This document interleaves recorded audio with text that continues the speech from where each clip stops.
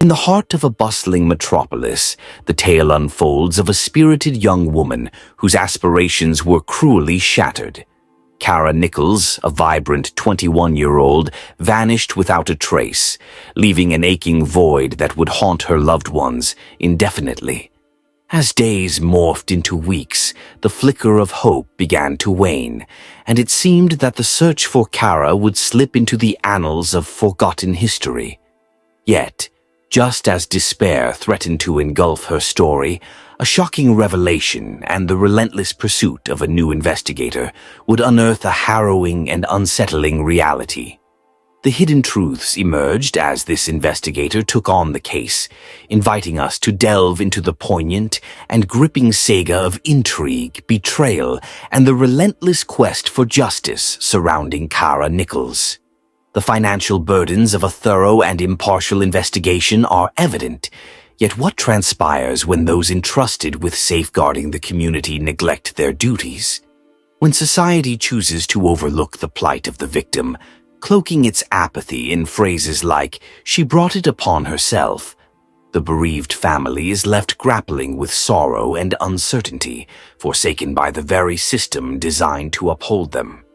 This is the grim reality faced in the case at hand, a narrative marred by bias and inadequacy, from the protracted investigation to the judicial proceedings and the search for the missing girl. Astonishingly, it took a decade for the case to reach a conclusion, primarily because the perpetrators left no trace behind. This is the tragic account of 19-year-old Kara Nichols, whose disappearance was met with indifference and whose life was cut short far too soon. Kara Nichols vanished on October 9, 2012, in the 6700 block of Colorado Springs, Colorado. At the time of her last sighting, she was adorned in a hooded sweatshirt, dark jeans, white DC sneakers, and pink headphones. Her striking green eyes, flowing blonde hair, and tall, slender figure made her a notable presence in any gathering.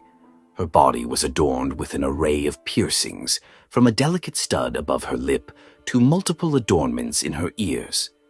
Flyers were distributed throughout the city, detailing her distinctive features and other identifying traits. Terry, Kara's older brother, was the first to sense that something was amiss. Kara had always maintained communication, even during her most challenging times. Therefore, when she failed to return calls on October 10th and 11th, Terry's initial concern morphed into a deep-seated anxiety. Kara's parents, Julia and Paul Nichols, joined the frantic search, yet their efforts to find their daughter proved fruitless. Despite the complexities of her life, Kara had never allowed adversity to deter her from pursuing her aspirations. She had consistently kept in touch with her family, even amidst her struggles with illegal substances. Recently, however, she had become increasingly withdrawn, confiding mainly in her brother. Nevertheless, her ambition to succeed as a model remained unwavering, and she eagerly accepted a lucrative offer for a photo shoot, sharing her plans with her roommates before leaving late that night. The shoot was set for the early hours in Denver, and she was not venturing alone. Trusted business associates were accompanying her. They had arranged for a reliable driver to transport them to the location. Everything appeared to be in order until Kara failed to appear the following day, and the days that followed. The last conversation Terry had with his sister occurred at 11:45 p.m. on October 9th, ending abruptly without a follow-up call. As he drifted off to sleep, he felt an unsettling disconnect. However, as October 10th and 11th passed in silence, Terry's intuition confirmed his worst fears. Something was gravely wrong. Terry arrived at Kara's residence, filled with hope of finding her, only to be met with the stark reality of her absence.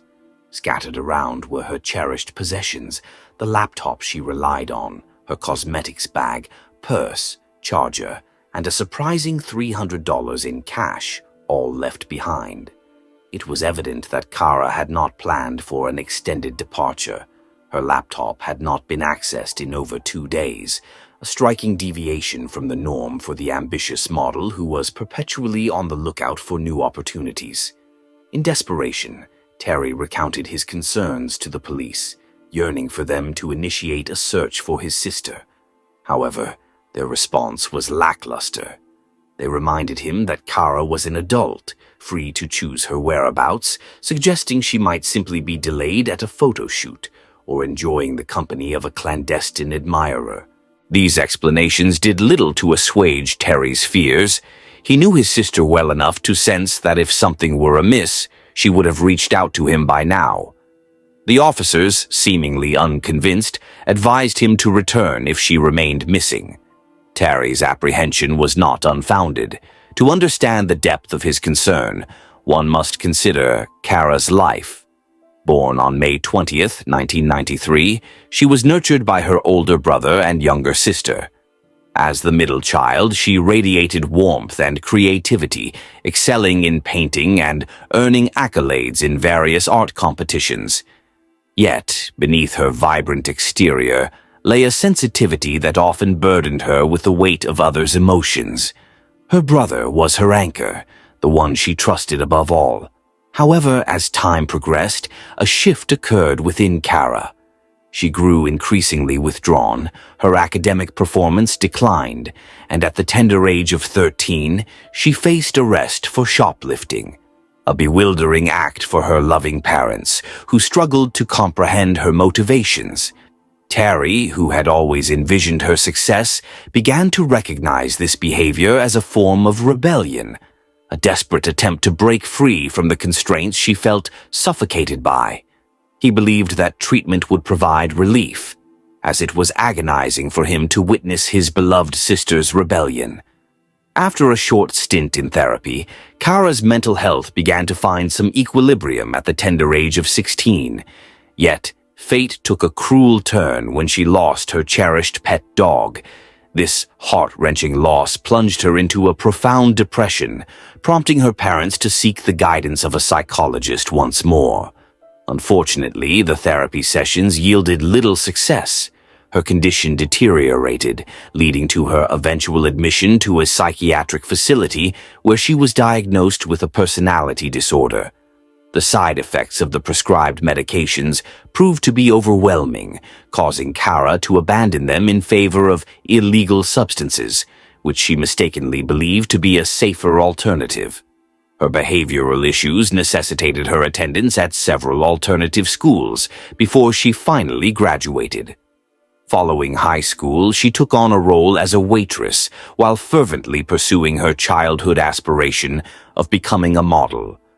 With her striking beauty, she was convinced of her potential success in the modeling world and diligently sought out agencies while curating her portfolio.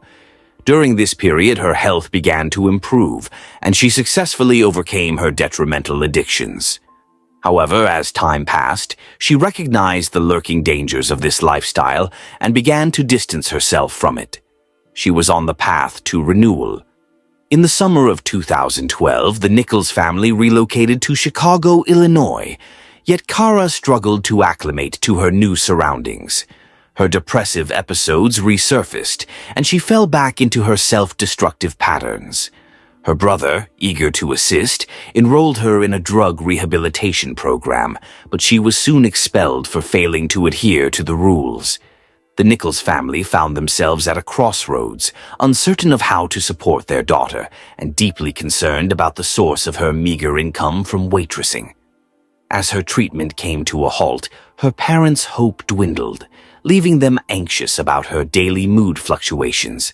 After engaging in heartfelt discussions with her family, she resolved to return to her hometown, believing that the comfort of familiar surroundings and a supportive social network would facilitate her healing process. Although her family disapproved of this decision, they were unable to sway her resolve. Ultimately, Kara made her way back to Colorado Springs, where Terry assured her of his unwavering support. Their deep bond provided a measure of solace, yet Kara yearned for autonomy. She found her brother's involvement in her life somewhat intrusive, though she remained grateful for his assistance. Gradually, life began to regain its rhythm. Kara resumed her previous job, continued her modeling career, and created a profile on Model Mayhem. While she received an influx of offers, none yielded the success she had envisioned. Breaking into the modeling industry proved to be a formidable challenge, and she faced financial difficulties, even resorting to borrowing food from her roommates when her rent became overdue. Thankfully, her brother stepped in to provide financial support, fueling her determination to seize the opportunity for a lucrative lingerie photo shoot. Little did anyone know that night would mark the end of her vibrant, complex life. Flyers featuring Kara's image and details were disseminated throughout the city as volunteers, friends, family, and community members organized search parties to scour the surrounding areas in hopes of uncovering any leads. Detectives reached out to the local populace, seeking information regarding the young woman's disappearance.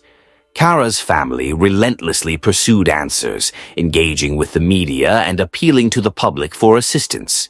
Yet, despite their tireless efforts, the investigation appeared to stagnate. Days morphed into weeks, and the authorities' response remained tepid at best.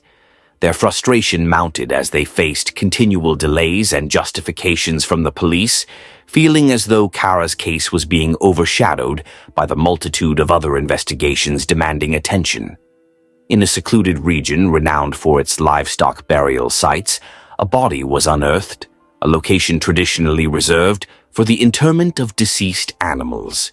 The eerie juxtaposition of a human corpse in such a setting heightened the macabre nature of the find.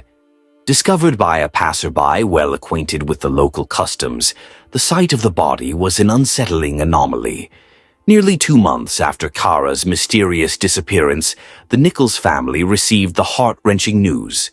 Initial examinations confirmed that the remains belonged to a young woman, prompting an urgent search for DNA evidence as the family anxiously awaited verification that it was indeed Kara. While formal identification was still pending, the striking similarities between the remains and Kara were undeniable. The discovery reignited interest in her case, yet the ensuing investigation proved to be complex. The site of her body bore no relation to her last known location, raising haunting questions for the Nichols family about how Kara could have ended up in such an isolated area. Was it conceivable that she had been moved there posthumously? This uncertainty only deepened their resolve to uncover the truth. Detectives delved into Kara's social circle, interviewing friends and acquaintances from the time of her disappearance, uncovering connections to individuals with questionable histories. Among the persons of interest was the driver who had transported her to a photo shoot. His demeanor raised suspicions, and his alibi was tenuous at best. Yet, despite the burgeoning list of leads and potential suspects, the case remained shrouded in mystery. Enter Detective Emily Parker, a fresh face on the investigative team, celebrated for her meticulous nature and innovative approach to cold cases. As she meticulously sifted through the evidence, she identified gaps that previous investigators had overlooked, infusing the case with renewed vigor. This marked a pivotal moment in the pursuit of justice for Kara. Detective Parker received an intriguing lead concerning an individual seen lingering near the burial site at the moment Kara's body was discovered. This individual had ties to a notorious criminal syndicate engaged in nefarious activities.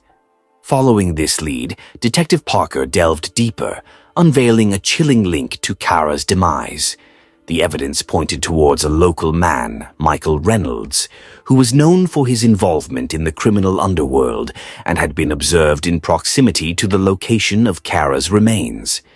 During his interrogation, a disturbing narrative of manipulation and violence emerged, culminating in his confession of a fatal confrontation with Kara. This revelation marked a pivotal moment in the investigation. Reynolds' admission served as a stark reminder of how Kara had found herself in a perilous situation, with his actions, fueled by rage and a sense of entitlement, highlighting the hidden dangers lurking within seemingly benign interactions. In a courtroom filled with Kara's family, friends, and advocates, all yearning for justice for the young woman whose life was so abruptly extinguished, Michael Reynolds' trial captured national attention. His defense team sought leniency, referencing his troubled history and the circumstances surrounding the incident.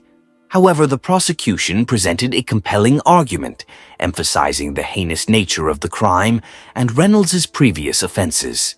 After a gripping trial, the jury rendered a verdict of guilty for murder, sentencing him to life imprisonment without the possibility of parole. The heartfelt testimonies from Kara's loved ones, alongside expert witnesses, painted a poignant portrait of her life and the profound impact of her loss. The arduous journey toward justice revealed the flaws in the initial investigation and underscored the importance of resilience in overcoming systemic challenges. The unwavering commitment of the Nichols family and the diligence of Detective Parker were instrumental in achieving a semblance of closure. Although Kara Nichols' case reached a resolution, its effects resonated deeply within her family and the broader community. Kara's story served as a poignant reminder of the profound human toll exacted by crime and the essential pursuit of justice for each victim. In the ensuing years, the case emerged as a powerful emblem of the resilience exhibited by those affected by crime, as well as the ongoing necessity for vigilance and accountability within the realm of law enforcement. Mike and Jeff Jones are facing a troubling situation. On April 16, 1979, they reported their mother, Harriet Simmons, as missing. The previous day, Harriet had set off in her car from Raleigh, North Carolina, intending to embark on a weekend road trip to Nashville, a journey that typically takes about 8 hours. However, 5 days later, she had yet to reach her destination. Ronnie Dement, Harriet's son-in-law, joined the search efforts and began retracing the route she would have taken. After driving for 2.5 hours, he discovered Simmons' car parked on the exit ramp of a rest stop. Ronnie immediately pulled over to contact 911. Upon inspecting the vehicle, police noted that Harriet's keys and purse were absent. Additionally, a flat tire in the back suggested that she may have encountered car trouble and possibly sought assistance from a stranger. With no body and a lack of usable evidence, including fingerprints, the investigation into Harriet Simmons's disappearance stalled. 11 months later, the situation took a grim turn. The case evolved into a confirmed murder investigation when passing motorists discovered a skull in the woods, prompting a grid search of the area that uncovered clothing, additional bones, and other evidence hidden among the leaves. A medical examiner identifies the victim as a white female, aged between 45 and 55. He observes 4 cuts on her clothing that correspond with 4 similar cuts on her bones. Within a week, state investigators provide dental records for a missing woman, which he compares to those of the Jane Doe, concluding that she is Harriet Simmons. The finding of her body shifts the case from a missing person to an unsolved homicide. Unfortunately, the situation remains unchanged. There are no suspects or leads in the investigation. Meanwhile, another body is discovered 18 miles from the Blue Ridge Parkway in Asheville, North Carolina. Crime scene investigator Mike Wright receives a report about this new body, located along the banks of the French Broad River. She had been stabbed in the chest, and a local resident heard her cries for help as she emerged from the water. He attempted to perform CPR, he explains. The neighbor recounts that the girl passed away in his arms. The victim lacks identification and has sustained multiple stab wounds. While crime scene investigator processes the scene, another call comes in regarding a vehicle found 8 miles upstream. The car was in the river, approximately 20 feet from the shore, partially submerged and located upriver from the bridge. We had no crime scene to investigate, the officer states. Authorities speculate whether the vehicle is connected to the murder downstream. They trace the license plates to a local family, specifically a woman named Margaret McConnell. Margaret informs the police that her 21-year-old daughter, Betty Sue, had taken the car to work earlier that evening and has not returned home. 2 hours later, Betty Sue McConnell is identified as the murder victim. Local detectives, with assistance from the State Bureau of Investigation, begin to delve into the case. A forensic analysis of the vehicle reveals no fingerprints, blood, or any leads. After 3 months of diligent investigation, detectives find themselves disheartened by the lack of progress. McConnell's case is now alongside Harriet Simmons's in the cold files, where they will remain for 19 years until a recovering alcoholic experiences a profound awakening of conscience. As Captain Pat Hefner of the Buncombe County Sheriff's Department listens intently, Jerry Harmon begins to recount events from nearly 2 decades ago. In August 1979, at the age of 19, Harmon was spending time with a new acquaintance, 22-year-old Terry Hyatt. At approximately 2:30 a.m., the two exited a bar and entered Hyatt's truck. Harmon explains, "A young woman was stopped at a traffic light on the driver's side, and Terry made an inappropriate gesture towards her. When she turned left, he forced her off the road. He jumped out, approached her vehicle, yanked the door open, and called for me to follow him. He then got into her car and sped away." Harmon trailed behind Hyatt, who drove a few miles before veering onto a dirt road. Harmon continued, "He pulled the girl out of her car, returned to the truck with her, and I decided to leave the scene. It was clear what was happening. He was assaulting this young woman, and I was paralyzed with fear. He got into her vehicle and began driving recklessly. I remember urging her, 'You need to get out of here. Go. Just leave.' She kept insisting, 'That's my sister's car. I can't abandon my sister's car.' I replied, 'Forget about your sister's car. Just get away from here.' Unfortunately, the young woman did not escape. Hyatt came back, dragged her back into her car, and once more instructed Harmon to follow. No one has been as critical of me as I have been of myself. I should have acted differently. I could have intervened, but in that moment I was completely overwhelmed, and I just followed. I couldn't grasp the reality of what was unfolding. Why didn't I take action? Yet, the idea that someone might actually die never crossed my mind. It felt unreal." "Zrenya," said Harmon.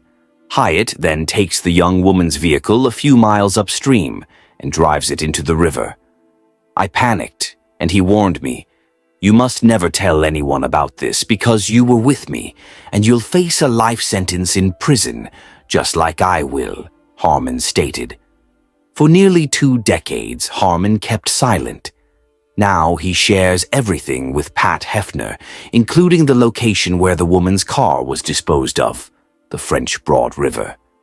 That caught my attention, as I recalled that a body had been recovered at or near the French Broad River around 1979 or 1980. His account of the incident, the details of her vehicle, and the fact that it was abandoned in a river, all these elements suggested he was well informed. "Zrenya," said Pat Hefner. "Detectives Benjamin and Shook trust Harmon but seek further validation." Harmon subsequently offers the detectives another name. He indicated that to truly confirm his story, they should speak with Hyatt's closest friend at the time, Lester Dean Helms. 2 months later, Benjamin locates Lester Helms in a nursing home. While Helms discusses murder, it seems to pertain to a different case than the one Jerry Harmon reported to the police. In Helms' account, Terry Hyatt assaulted a woman, murdered her, and then disposed of her body in Buncombe County, approximately 18 miles from where Betty Sue McConnell's remains were discovered. The 2 cases had previously been unrelated, but now detectives were quite intrigued. We realized we had valuable information and credible witnesses. Investigators Benjamin and Shook suspect that Terry Hyatt may be linked to at least 2 unresolved murders. They then uncover a 3rd victim of Hyatt, one who is still alive. He had been involved in a kidnapping that took place just months after the 2nd unsolved murder. Carolyn Brigman, Hyatt's kidnapping victim, survived the ordeal and is willing to testify in court. Brigman's testimony represents the crucial evidence the state requires. Warrants are executed, leading law enforcement to Terry Hyatt's residence in Asheville. During interrogation, Hyatt admits to being present at the scene of the McConnell crime, but maintains that he did not commit the murder. When questioned about Harriet Simmons, he opts for legal representation and is subsequently arrested. Assistant District Attorneys Don Gast and Rodney Hasty begin to build a case for prosecution, ultimately deciding to pursue the death penalty. The trial for Terry Hyatt commences on January 6, 2000, and by January 31, 2000, the jury finds him guilty on all charges, resulting in a death sentence by lethal injection. In February 2000, while on death row, Hyatt's DNA is collected and entered into the state DNA database, where it matches another unsolved case, the 1987 rape and murder of Jerry Ann Jones in Charlotte. Faced with the DNA evidence and an offer to avoid a second death sentence, Terry Hyatt confesses to the authorities in Charlotte. On August 2, 2005, he pleads guilty to the murder of Jerry Jones. In the lively community of College Station, Texas, Virginia Ginger Freeman, a 40-year-old wife, mother, and dedicated real estate agent, was recognized for her vibrant personality and deep connections to her community. However, the peace of this close-knit town was shattered on December 1, 1981, when Virginia's life took a tragic turn.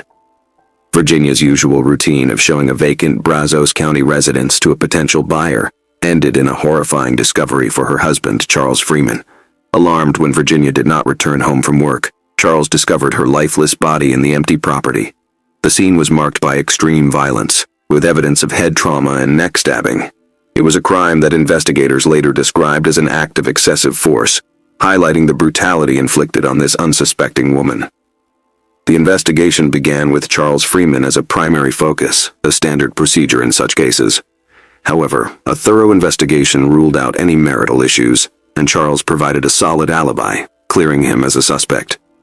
Early leads surfaced when a local brick mason reported seeing a man in a vehicle near the crime scene, leading to forensic hypnosis to create a composite sketch and a partial license plate. Unfortunately, this lead did not result in any concrete information. 2 years went by with no progress until a potential link to another case emerged. Henry Lee Lucas, already convicted of a murder in Ringgold, Texas, approximately 250 miles away, surprised the court by confessing to numerous additional cold cases. Investigators, hopeful for a breakthrough, presented Lucas with a photo of Virginia, and he admitted to stabbing her in the neck. However, when Lucas could not identify the crime scene, it became clear that this was a false confession, a last-ditch effort to postpone his fate. The case remained inactive until 1997, when advancements in DNA technology offered a glimmer of hope. DNA discovered beneath Virginia's fingernails indicated a struggle, prompting the Brazos County Sheriff's Department, in partnership with the Texas Rangers Cold Case Task Force, to reopen the investigation. Suspects underwent DNA testing, including Charles Freeman, whose DNA did not align with the evidence recovered. Despite initial challenges, investigators focused on James Otto Earhart, a former appliance repairman who, 6 years after Virginia's murder, was convicted of killing a 9-year-old girl nearby. The difficulty arose in obtaining Earhart's DNA posthumously, as he was executed in 1999. Utilizing genealogy records and assistance from Earhart's son, the team received approval to exhume his body. In June 2018, the condition of Earhart's remains, left exposed in a cardboard box, posed a significant hurdle. Nevertheless, a DNA sample was successfully extracted from a femur bone and analyzed. On August 30, 2019, the results definitively matched the DNA profile from Virginia's fingernail clippings. James Otto Earhart was posthumously identified as the culprit, bringing closure to a long-standing mystery. While Charles Freeman did not witness justice being served, his children found comfort in the resolution of their mother's case.